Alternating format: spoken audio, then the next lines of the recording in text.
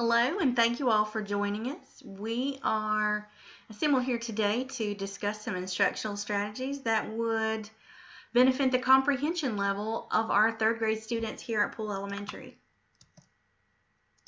We began this process by looking at data relevant to our successes and our weaknesses.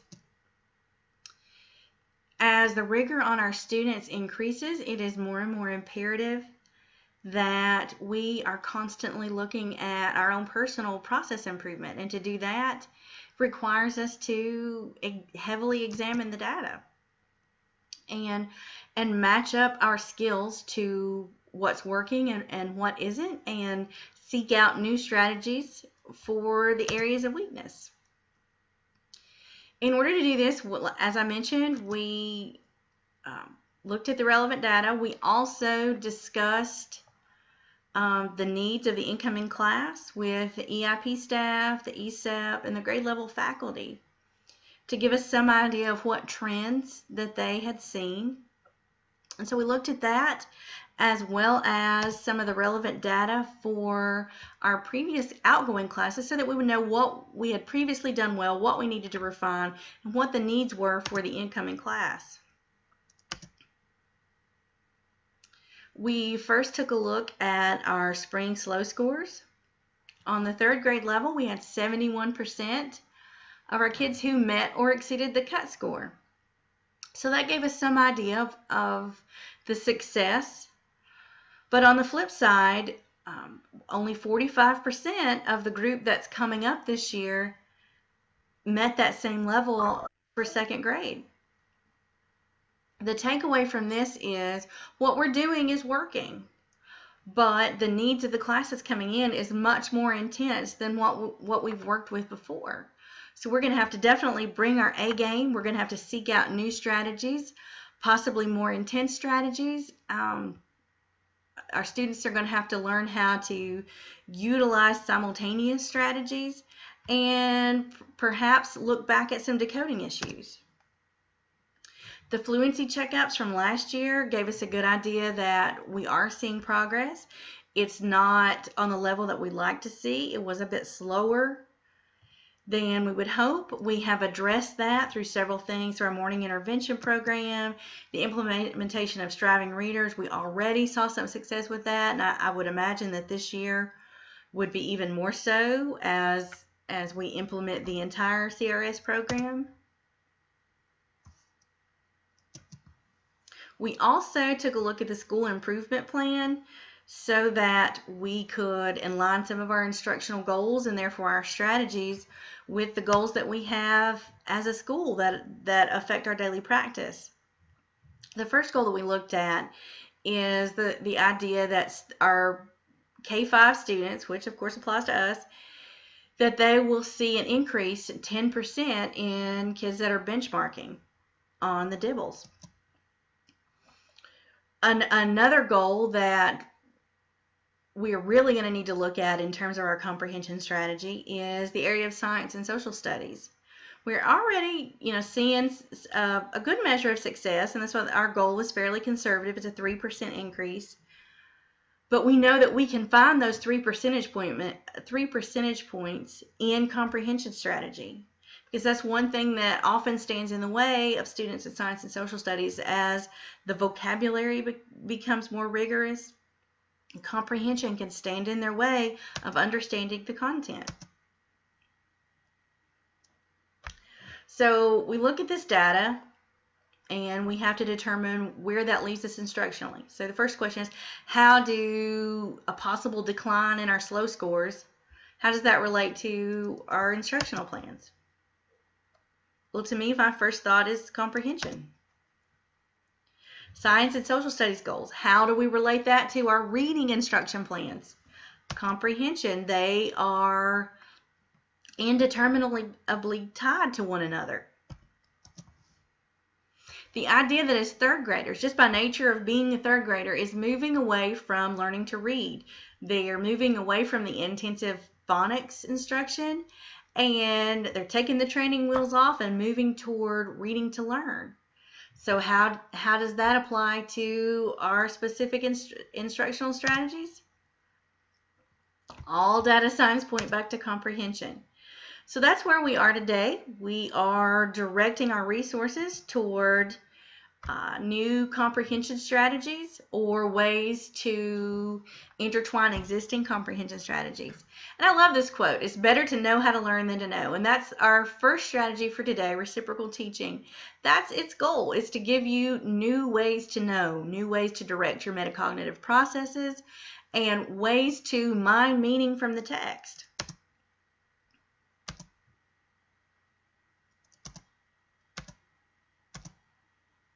So what is reciprocal teaching? You may or may not be familiar with it. You may have some questions. Your initial questions probably to begin with are, what is reciprocal teaching and how can I use this in my third grade classroom? And most importantly, why should I utilize this strategy? And hopefully, as the day goes on today, you'll be able to answer all those questions. But let's begin with, what is reciprocal teaching? First of all, reciprocal teaching is a cooperative strategy. It is performed completely in groups. Generally heterogeneous groups. We want mixed ability. They each take on a particular role in the comprehensive process, and each student is assigned a role, and as we move through the text, those roles evolve, and each student has an opportunity to take on a different role.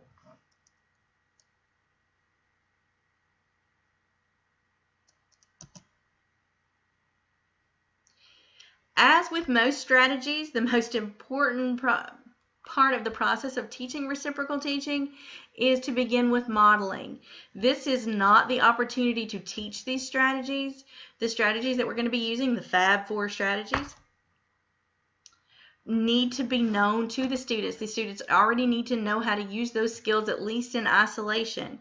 And the process begins with teacher modeling so that you can activate that knowledge. Oh, I know how to predict, or the students are aware that they know how to summarize. Reciprocal teaching was originally designed in the mid-'80s, about 85, by Palenskar and Brown. And they did a lot of research with this same process in different formats. They looked at it in pairs and large groups and small groups, and what they determined was the size of the group was not all that imperative.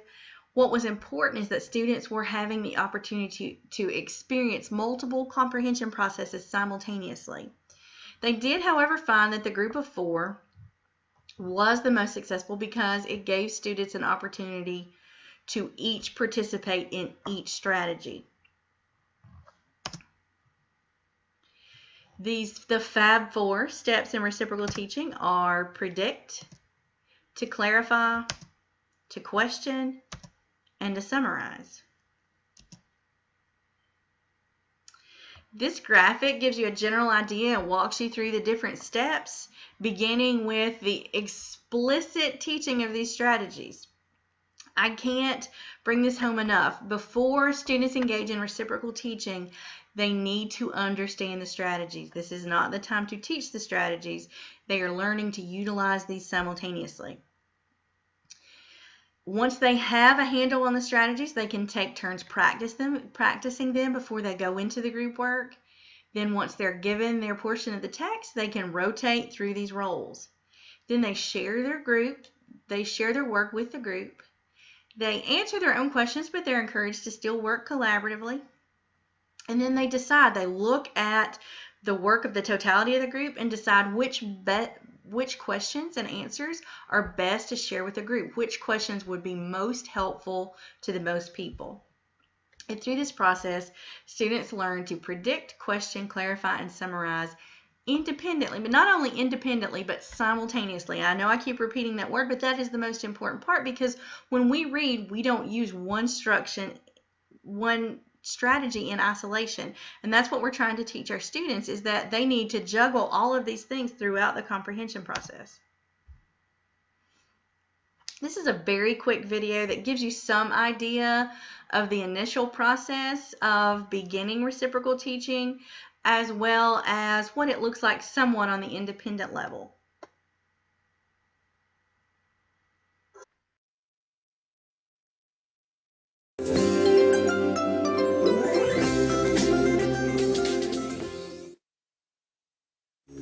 Okay, could I have group 1 please come up to the table? At Frank Love Elementary School, reading expert Shira Lubliner shows off a technique called reciprocal teaching that's designed to improve reading comprehension. Tap, tap, tap, tap. A sea otter lies on her back in the water. The goal of reciprocal teaching is to prepare students to run their own discussion, taking turns as leaders. But first, Ms. Lubliner shows them how to guide a conversation about a book. See, my first job is to ask a question. And I'm going to try and ask an important main idea question that starts with a question word. Let's see. What does the sea otter do to prepare lunch? There is no replacement for a teacher who can generate a good discussion and get kids to really ponder what they've read and the whys and wherefores and connect those meanings to their own lives. I'm going to predict that we're going to learn some more about what sea otters eat. Now it's time for the kids to lead their own discussion, with a little help from Ms. Lubliner. Is this a sign of danger? The kids begin with the first of 4 clear steps, asking a question. What do sea otters have to be careful of? The next step is clarifying the meaning of unfamiliar words. Fur. It means like somebody likes something better than they like something else. Afloat. Jesse. Afloat means a little bit above the water, and they're floating on the water, not just under it or over it. The next phase of reciprocal teaching is summarizing, finding the main idea. Sea otters have a lot of enemies, so they have to be careful of eagles, sharks, and fishermen. The final step is prediction. I predict that we're going to learn more about otters in this story. Reciprocal teaching promotes a give and take between teachers and students that achieves the ultimate purpose of reading, finding the meaning.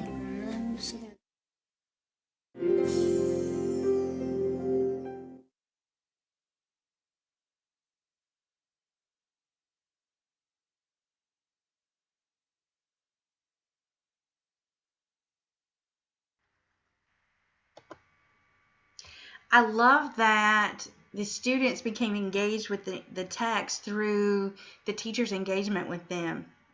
And by the end, they were able to be confident in their ability to make the predictions and come up with the questions. I love this quote. Good teaching is 1/4 preparation and 3/4 pure theater. I'm not so sure about the math, but the fact remains that there is a good bit of theater involved in maintaining students' attention and involvement in the learning process. And reciprocal teaching lends itself heavily to drama with the characters.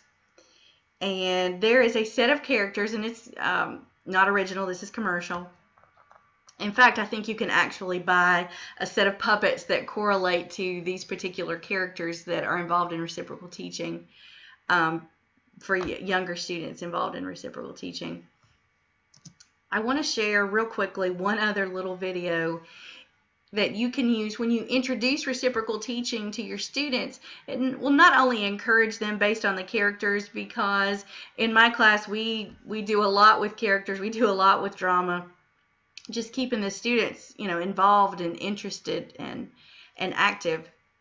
And so I really think they would be incredibly excited about these particular characters. This video gives you not only an introduction to the characters, but an idea of what they do, and therefore teaches you a little more about reciprocal teaching.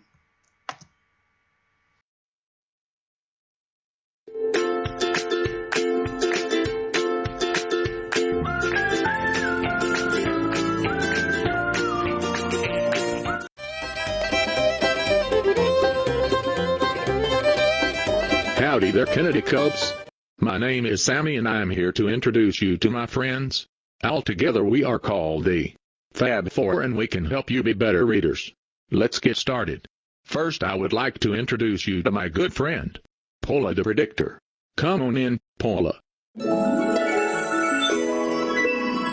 Hello boys and girls. I am so happy to be with you today to introduce myself. My name is Paula the Predictor. My job is to look into the future. I will teach you how to predict the future in your reading, but you must promise not to reveal my secret. Well, that sounds fantastic, Paula. Thanks for coming in today. Thank you. Our next guest is a character I'm sure you won't forget. Please welcome Quincy the Questioner.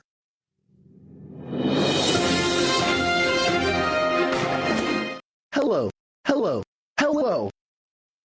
My name is Quincy the Questioner, but just for you guys and gals, I'll let you call me Quincy. I love, and I mean, L-O-V, capital E-E, to ask questions. When I read, I ask myself hundreds of questions. And man, oh man, they are great questions. I can teach you how. I think we are all pretty excited to learn how to ask questions while we read. Thanks for coming in today, Quincy. We will be seeing you soon. Thanks for having me, Sammy. Bye, kids. I have one more friend for you to meet. This classy little lady's name is Clara the Clarifier. Come on out, Miss Clara.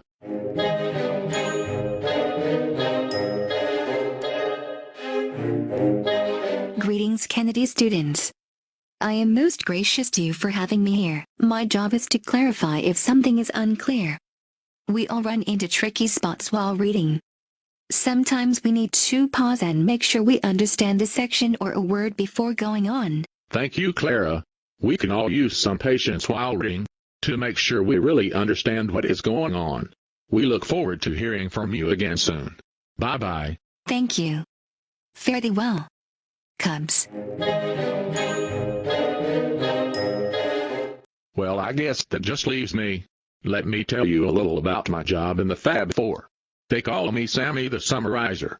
Just like I rope up a hog on the ranch, I like to tie up parts of the story by retelling the major characters, settings, events, and details.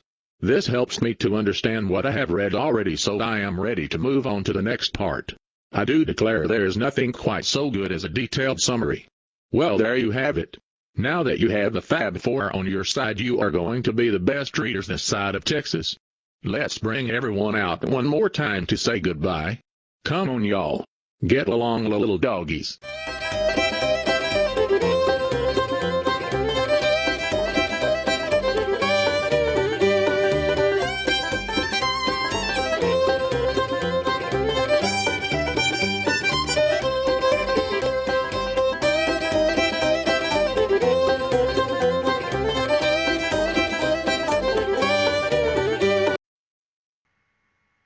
So I would encourage you to utilize the characters and as much drama as possible. And in my class, we are all about hats and boas, and the students really seem to enjoy assuming the characters. So just to give you a little better introduction to the specific characters and their actual roles beyond the hats and the boas. Paula the Predictor, her role is to begin the discussion. She explains to the group what she thinks the book's going to be about just based on clues from the passage. Her language includes things such as I predict or I wonder. It's very, very important that teachers model and help students understand that their predictions are not simply guesses. They are based on textual information. And through this process, they need to learn that to finish their sentence with I predict because, I wonder because, and they need to give artifacts from the text. Clara the Clarifier. Her job is to help her teammates when they get stuck or confused on a particular word or an idea. If she can't help them, her job is to help guide them to the appropriate resources, or even to seek out students in the group that she thinks might be struggling. Quincy the Questioner, as his name implies, he generates questions designed to keep the conversation moving, and in doing so through this conversation, help to facilitate comprehension. In the beginning, when students begin this process, the questions generally stick with the who, what, when, where, and why, or basic questioning. But hopefully as time moves on, the questions become less concrete and they can help direct the group in more of a critical thinking capacity. Sammy the Summarizer develops a clear, concise summary. And one issue that students often have with this is they get bogged down in the details. They don't understand that a summary is based on the main ideas. It doesn't include everything that's in the passage. And a lot of times students still, even on the third grade level, have difficulty selecting the main idea. And so that's one thing that definitely needs to be modeled and worked with for our Sammy the Summarizers. And again, I want to point out that these roles are not for the duration of the group. They're only for a component of the passage, and then the roles revolve so that students have an opportunity to utilize, again, simultaneously, using all of those strategies as part of their comprehension process. You will notice that this is in your package. That is the front part of a bookmark that I've included. It just has some direction and some basic terms to help guide students as they go through the prediction and questioning and summarizing processes.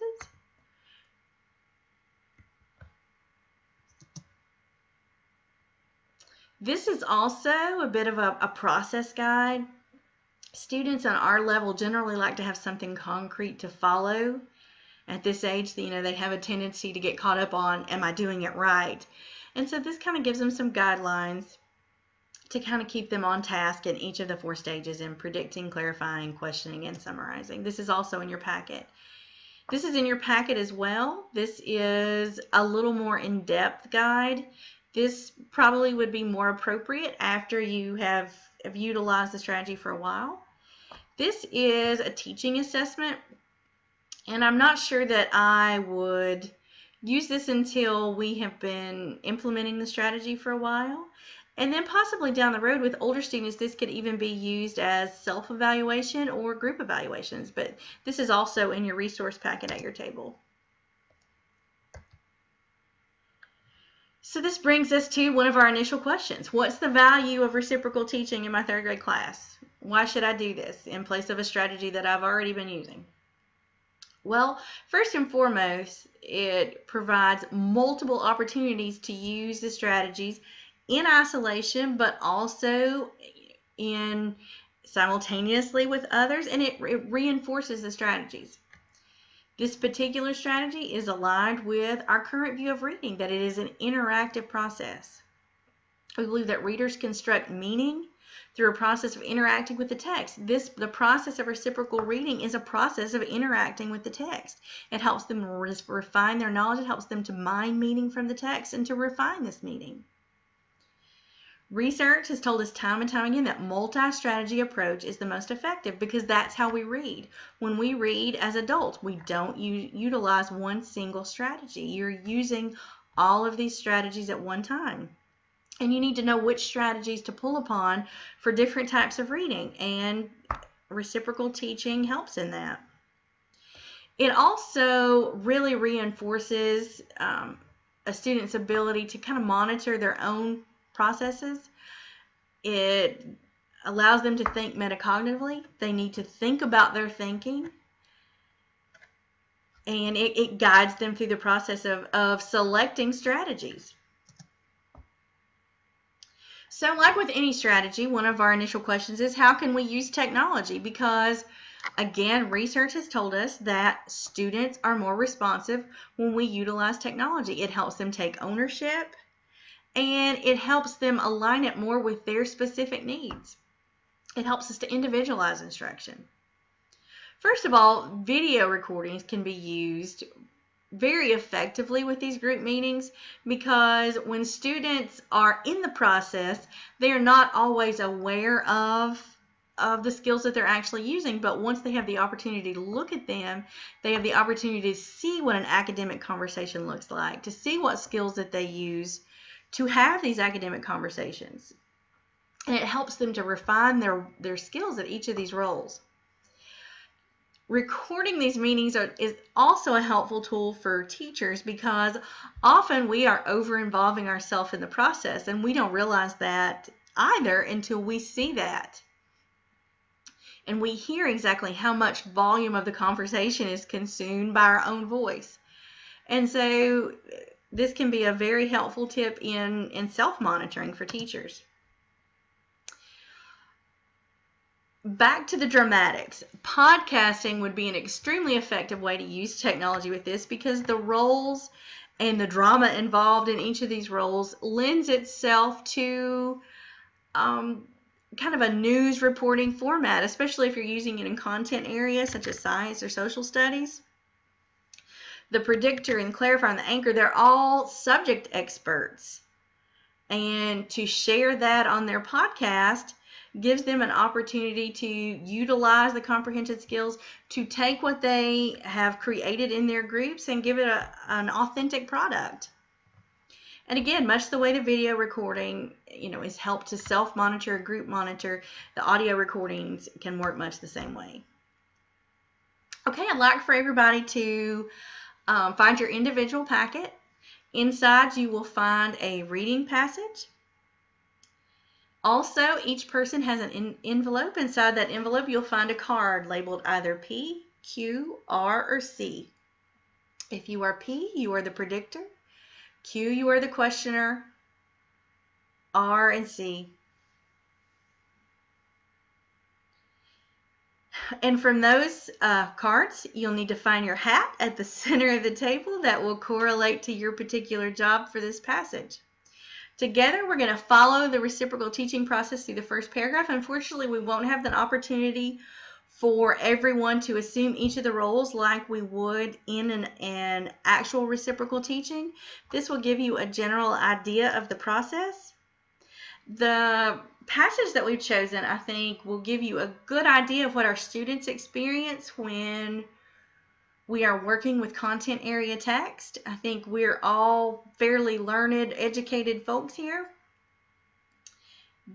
I myself love to read better than anything, and still, when I sat down with this passage, I found myself having to really read intently and call on a variety of strategies and slow down, because it's a very dense passage with a great deal of very science-specific vocabulary. But I thought it would be perfect for us to kind of walk in the shoes of our little Quincy questioners in our classroom. So take a few minutes and work through this text together, and we will resume shortly with your questions, thoughts, and feedback.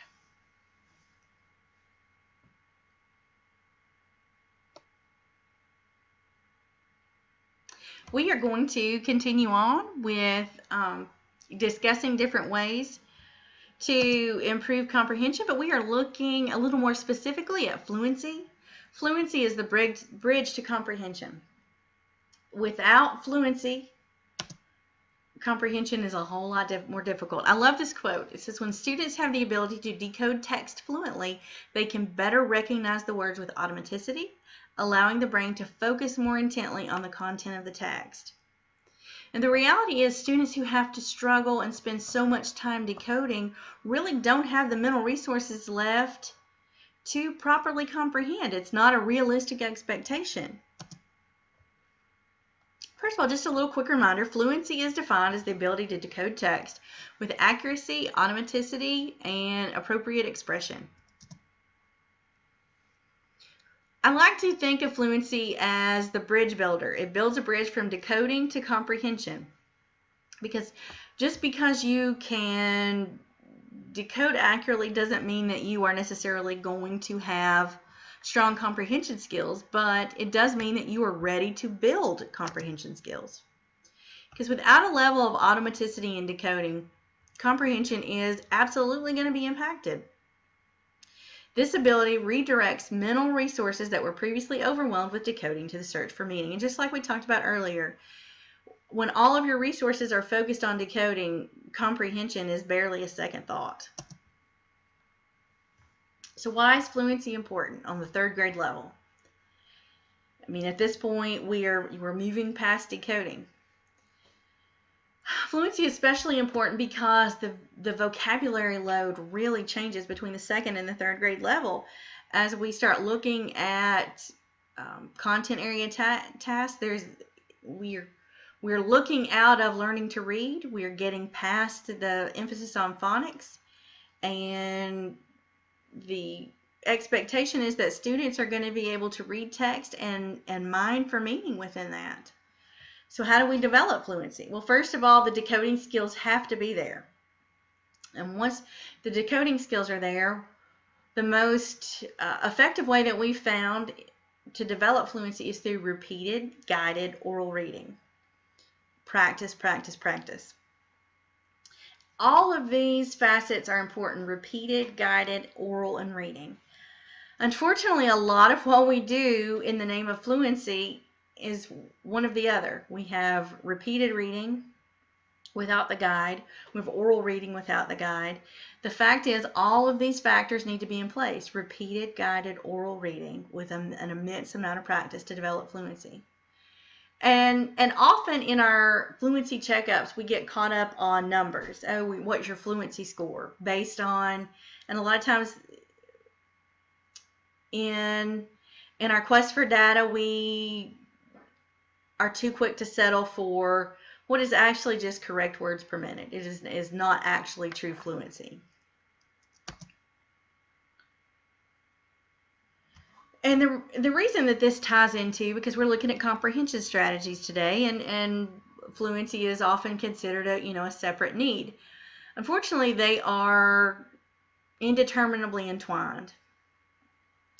And according to this, according to research, oral reading fluency was more closely related to reading comprehension, again as measured by our standardized testing, than to word recognition of words drawn from an oral reading passage. So we're saying fluency affects comprehension more than necessarily just word knowledge.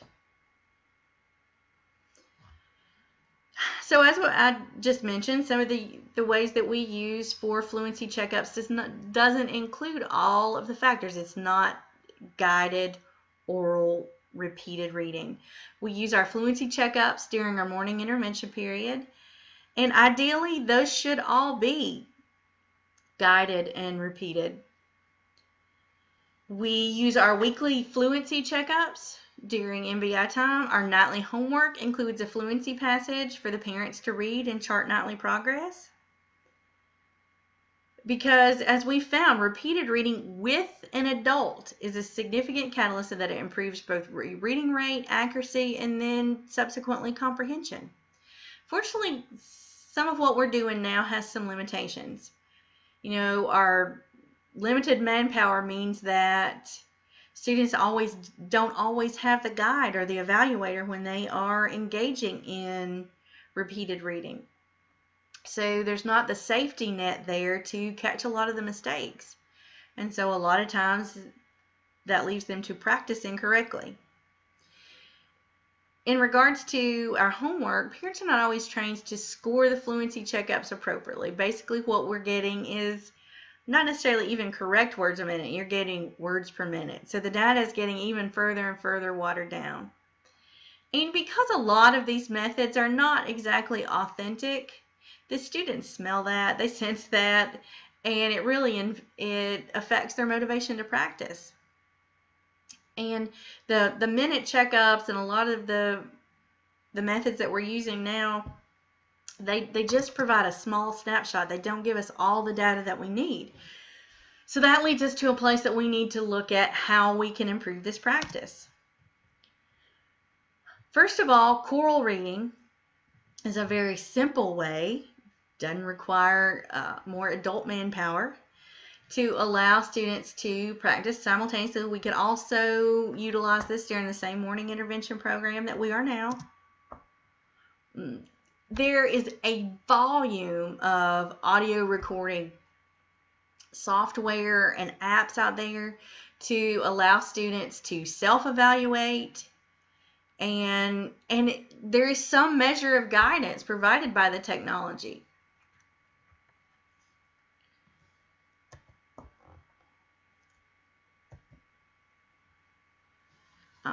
One of the specific technologies, readingassistant.com, is an online program which we can record, guide, assess, and evaluate oral fluency. Google Fluency Tutor accomplishes much the same thing. So this is an area we definitely need to utilize technology to make up for our lack of manpower. Instructionally, though, there is a big method that we have not utilized to its full potential, and that is Reader's Theater.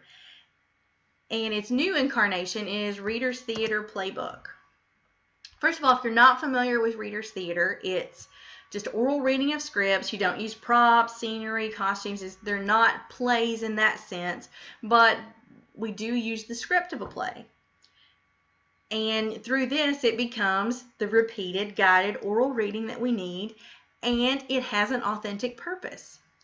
And through this purpose, students focus on fluency and adding the expressions. We all know that so many of our third graders struggle with expression. Even students who are comprehending and understanding, they don't devote the appropriate expression. And Reader's Theater is very beneficial with that.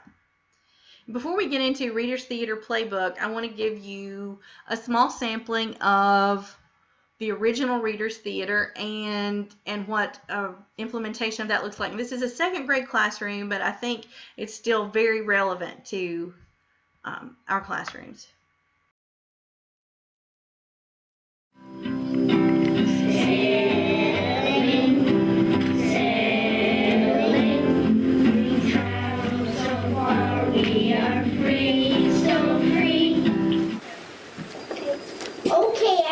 We have 2 days to tape our TV show on the Mayflower. I have a question. Yes, John? What am I wearing for this suit? Cap, shirt, suit, stockings, garters, and shoes. Stockings and garters? No way! Yes way. Men wore stockings back then, and garters will hold up your stockings. I'm going to change. Are there any questions? Yes. What is that box on rockers? It's a cradle like the one on the Mayflower. We built it for your baby in this scene. Thanks. I have a question. Why can't I eat an orange in this scene? Sorry, there aren't any fresh fruit or veggies on the Mayflower. We don't have many crops. Is that okay? Yes, because the Pilgrims didn't bring much with them, there wasn't room on the ship. What did they bring? Barrels of food and a few chests. Did they bring books? Yes, they also brought tools for cooking and building.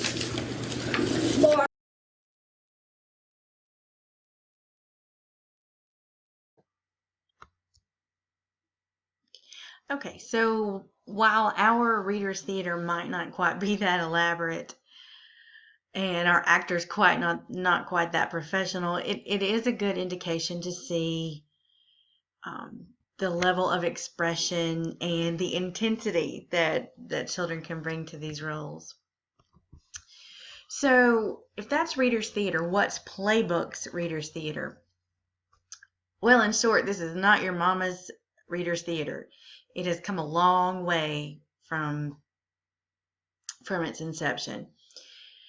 Playbook's Reader's Theater takes the traditional program and really just brings it to the next level. Every part in the book is identified by a specific color. And the interesting thing is, just adding color to the text has been shown to boost fluency by 35%. Such a minor change can make such a big difference. All the parts are written on different reading levels so that your groupings can be heterogeneous grouping with mixed ability. The roles, therefore, can be matched to the appropriate reading levels of the children. Within the teacher's text, the percentage of the story that each role comprises is also provided for the teacher. And within the Reader's Theater, and this is something that was in the original, but even more so with Playbook's version, is choral readings. They're utilized frequently throughout the scripts. I just want to share with you a little bit of the example of what I was talking about. This demonstrates, for example, the first role is Willie, and he speaks 18 times, which comprises 6% of the story. And it tells you that Willie should be a stage 2 beginning reader. Now, with the Playbooks program that you don't have to utilize, they have material to let you know how their reading levels match up to other popular programs. They also have testing materials where you can get an exact reading level to match up to their materials. And so the reading levels run the gamut, all the way down to the narrator is at a stage 5 advanced reader, and with 30 parts comprising 32% of the story. And so there are parts for all. This is only in the teacher's version, so this wouldn't be shown to the students. So what can we accomplish by adding Reader's Theater to our program? Statistically, it is amazing to read some of the results of folks who have implemented this either in their classroom, or one popular way that school systems are doing this now is through after-school programs. And so it's based on just, if you wanted to use it as an after-school program, just 30 minutes a day. Just a 30-minute per day session. And what they found is with this 30 minutes a day, on average, students gained approximately 17 words per minute in their fluency score. And there was another study that followed an entire 4th grade class over the course of a year. During the first 10 weeks, they had already gained a full year's of instruction. And by the end of the year, the students averaged 3 years worth of growth.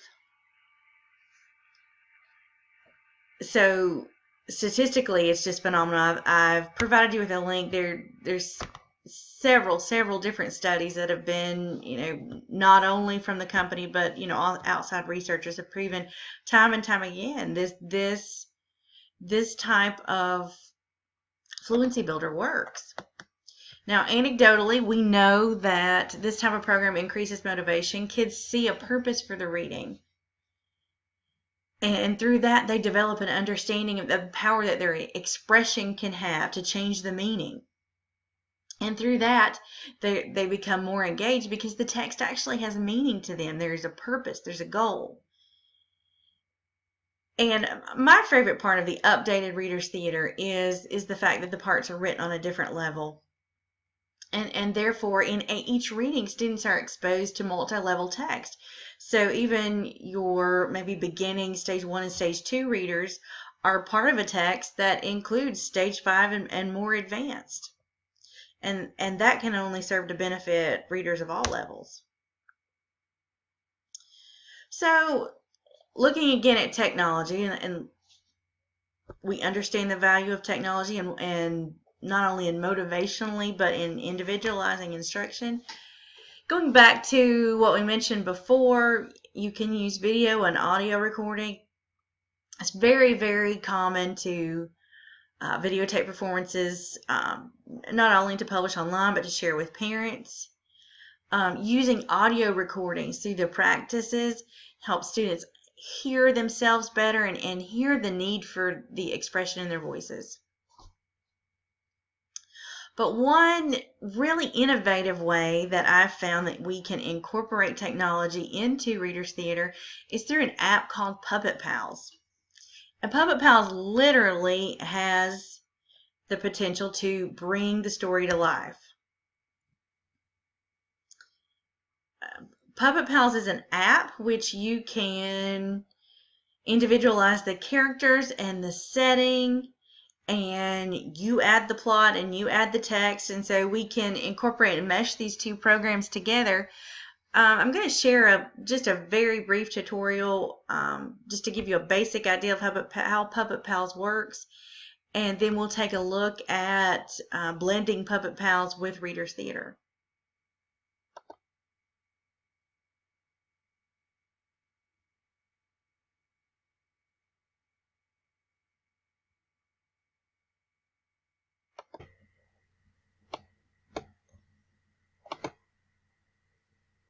I want to introduce you to an app called Puppet Pals 2. which is a great app for kids to, primary kids to do storytelling, and really great way to introduce and talk about character, setting, and plot. If you look here in the bottom left, I've got my app called Puppet Pals 2. It's a little icon with a puppet on it. And when you open Puppet Pals 2, it's going to take you to that first screen. And when students get started with it, they're going to click on Play. Alright, so here's the first opportunity to talk about setting. You've got all these different locations. You've got underwater, you've got in the park, you've got the desert, in space. So this would be a great time for kids to think about their setting. I'm going to put my characters on the farm. Alright, so I've got a farm scene here. Now, at the top, you can see you can change your setting here with the globe. The second icon is different props that you can use. Now you'll notice that some of these are grayed out. That is for the Pro version. What we're using right now is the free version. I'm just going to put a horse in here. All I do is click on the horse.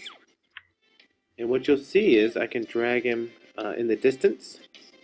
And if I bring him closer, he is going to be part of this scene. He'll get closer and bigger.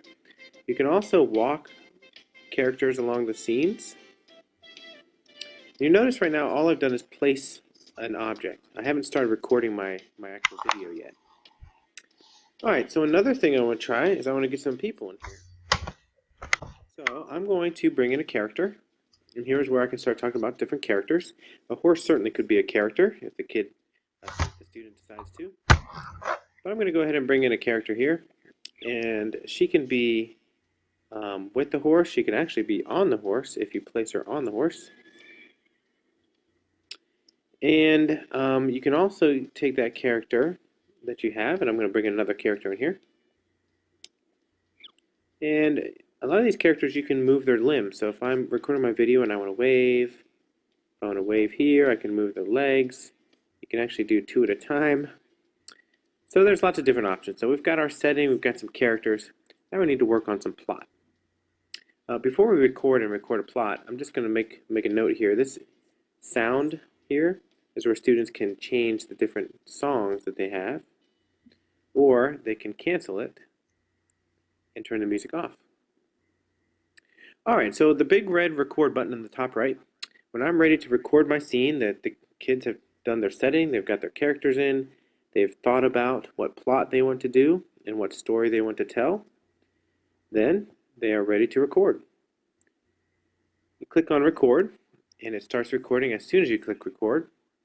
And so right now it's recording a video. You can see it's got 5 seconds, 6 seconds, 7 seconds. And as it's recording, I can move these characters. And I can interact, and we can talk. And I can talk and do my little plot and my story, however I want to do it. When I'm done, I'm going to hit stop, top right. And that saves my video. So now I've got this video, and you can see it's already playing again. I'm going to pause it. If I want it, I can click on the checkbox. If I don't, I can trash it and start over again. But I am going to hit the checkbox and give it a title. Just put plot. And when I hit save, it'll save my movie. Alright, so there is Puppet Pals 2. Again, a great way for kids to do some interactive storytelling and really think about plot, characters, setting, and all the different parts that are essential for a good story.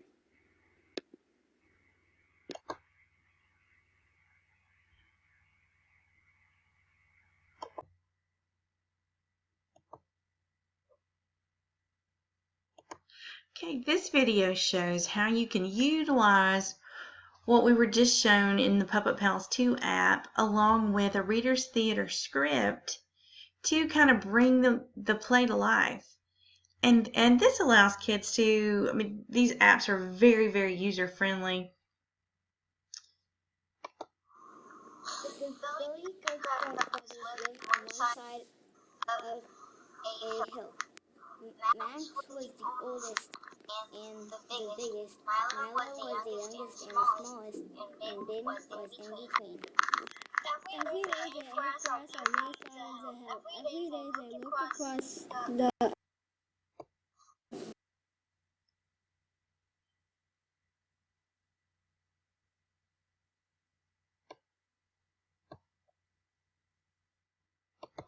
was that on my troll bridge? It's me, my Griff. Then I'm coming to get you. Okay, I'll say, oh no, please do not do that. Wait until my brother Ben gets here. He's much bigger than I am, and tasty too. Bigger good, then be off with you. Control is back under.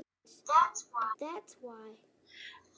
As you can see, the students have complete control of the characters and the actual movement and the setting.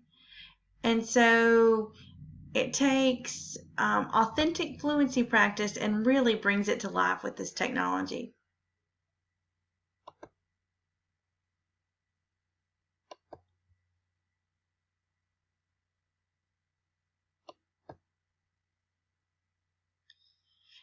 Next, we're going to be looking at vocabulary skills.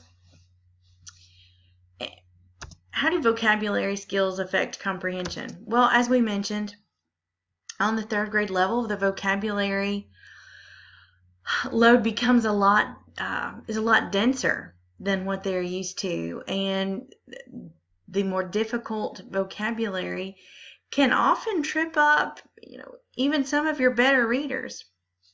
So we're going to look at a strategy today. It's called Vocabulary Self-Selection Strategy Plus.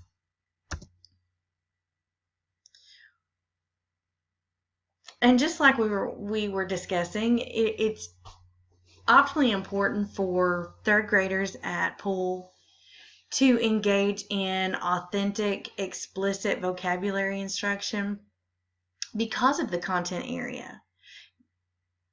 And like we had mentioned in the beginning, our school-wide goals relate to science and social studies. And to direct our attention to that is comprehension. And therefore, we need to be addressing the vocabulary that comes in these content areas. Another important reason that we specifically here at Poole Elementary need to be very intensive with our vocabulary work is the fact that we know that students from lower socioeconomic backgrounds arrive at school having been exposed to 30 million less words than their counterparts in higher socioeconomic levels. And here at Poole, we're a Title I school. We've got nearly 60% of our students who receive free and reduced lunch. So we know that a large portion of our students are arriving at school with a more limited vocabulary. What research has found is that so far we can help students gain vocabulary at approximately the same rate as their peers, but what we haven't been able to accomplish yet is to make up for the gap that they arrive at. But we can't stop striving toward that. So it makes strategies like this all the more important to become part of our comprehension program. So Vocabulary Self-Selection Strategy Plus. First, we'll talk about the original VSS. It's a fairly simple. Students choose the words from the content that in a cooperative manner, they choose the words that they want to explore. They talk it out amongst their group. They have to defend their reasoning for choosing those words. And then as a group, they decide which of those words would be considered worthy and necessary to be considered as part of their collection or to go into their group dictionary.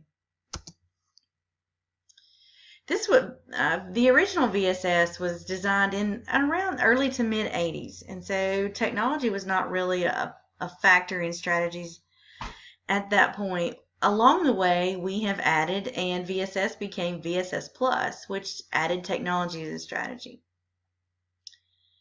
The strategy involved to incorporate programs such as PowerPoint, ThingLinks, or Wikis, and this enabled students to create their own online dictionary. In this dictionary, in the process utilizing the technology, became interactive, and it had more of an engaging depth than those that they would create with paper and pencil. Our current standards require that technology be integrated not only in our daily instruction but also that students be provided independent learning opportunities, that they explore these technologies on their own. And VSS is essentially tailor-made to this idea, because it begins with, as with many of these strategies, with an intensive modeling, but it ends with students utilizing these technologies on their own. One of the major issues with VSS and initially using it is it's somewhat time intensive as students become familiar with the process of choosing words and how they defend that with their peers, as well as becoming familiar with the new technologies that they may be using. But overall, it's a worthwhile investment of time, because as they become more adept with these technologies, they will be able to use the VSS strategy more on their own, and they will be able to incorporate these technologies in other areas. Again, I have another quick example. This is from a 5th grade. So the content area vocabulary, is a little more complicated, but it does give us a good idea of the process.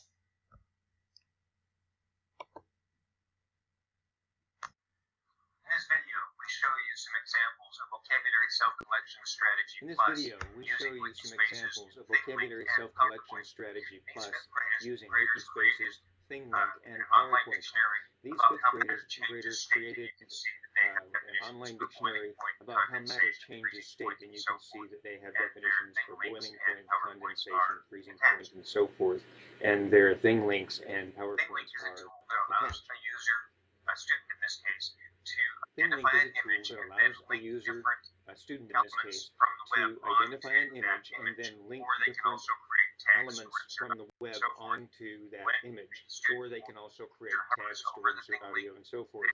When the student or other user hovers over the ThingLink, then various images show up, and you can see that the students have inserted next to the image that they have, or on top of the image that they have found, definitions of germs, what you need to see them. They have included a video. If you click the link, you can see a little video about germs, and the students have added some commentary. They've added a website, and they've added some commentary. It's true. Germs make me sick.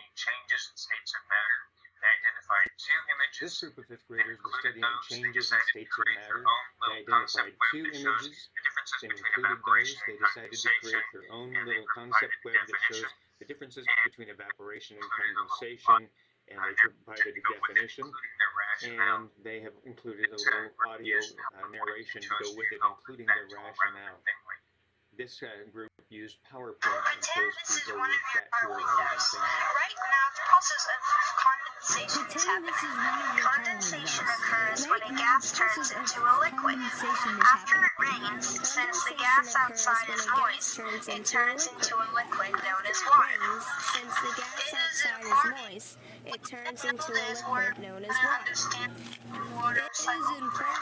If we didn't know this word, we couldn't understand the water cycle.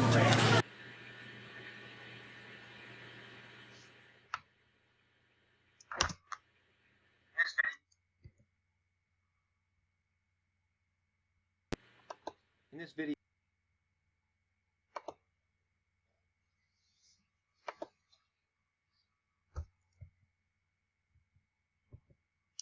Okay, so those are 3 very powerful instructional strategies to add to your comprehension toolbox.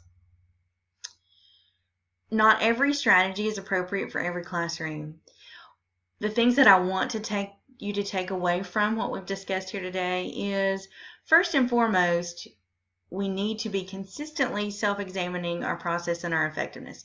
That means looking at data. That means looking at anecdotally success, looking at the classes that are coming, what their needs are going to be, and matching your strategies up accordingly. Also, I would hope, for example, looking back at the vocabulary self-collection strategy plus, to have 5th graders incorporating one single project, they had incorporated audio, video, website links, the exposure that they're getting in one single project, not only to the vocabulary, which is, the key, most important part, but the various strategies that comprehension strategies that they're utilizing when they're finding this information, the technology skills that they're using when they find this information. To see that alone in 5th grade students should give us the impetus that we need to consistently be including technology in our daily practice. So as I said, the things I want you to take away are that we need to be looking at our practice, we need to be examining data and figuring out what we've done that works and what doesn't work. We need to be looking at technology. We need to be looking at making sure our students are given all the tools that they need to meet their potential. Thank y'all and have a good day.